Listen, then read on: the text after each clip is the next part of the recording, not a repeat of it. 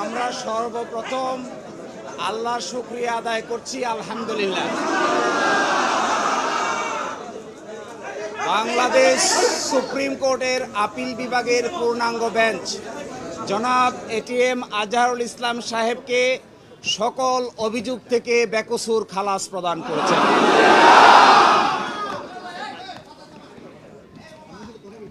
আজকে থেকে, এখন থেকে জামায়াতে ইসলামীর সাবেক ভারপ্রাপ্ত সেক্রেটারি জেনারেল জনাব ATM Azharul Islam is an innocent man.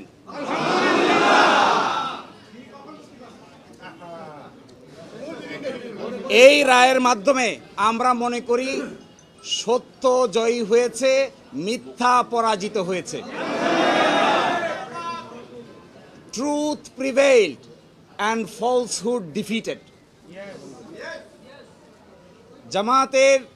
জামাতের এবং বিএনপির 6 জন শীর্ষস্থানীয় নেতৃবৃন্দকে মৃত্যুদণ্ড কার্যকর করা হয়েছে। 5 জন, অন্ততপক্ষে 5 জন জেলেই কারাবরণ করেছেন, জেলেই মৃত্যুবরণ করেছেন।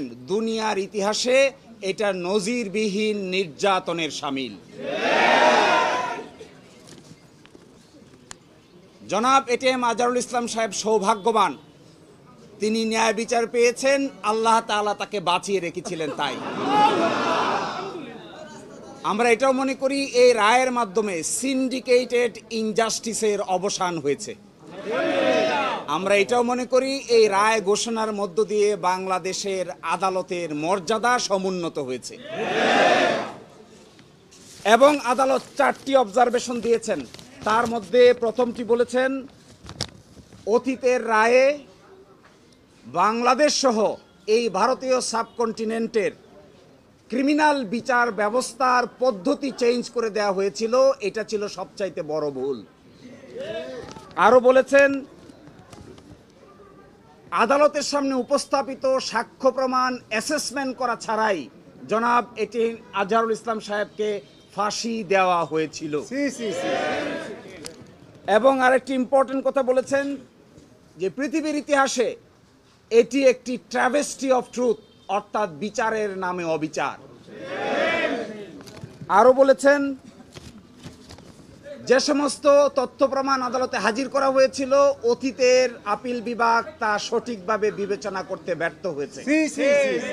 ফলশ্রুতিতে আজকে জনাব এটিএম আজহারুল ইসলাম সাহেবকে বেকসুর খালাস প্রদান করেছেন।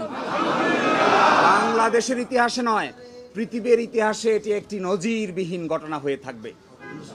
এরই মাধ্যমে আমরা মনে করি ন্যায় বিচার প্রতিষ্ঠিত হয়েছে, সত্য বিজয়ী হয়েছে, মিথ্যা পরাভূত হয়েছে।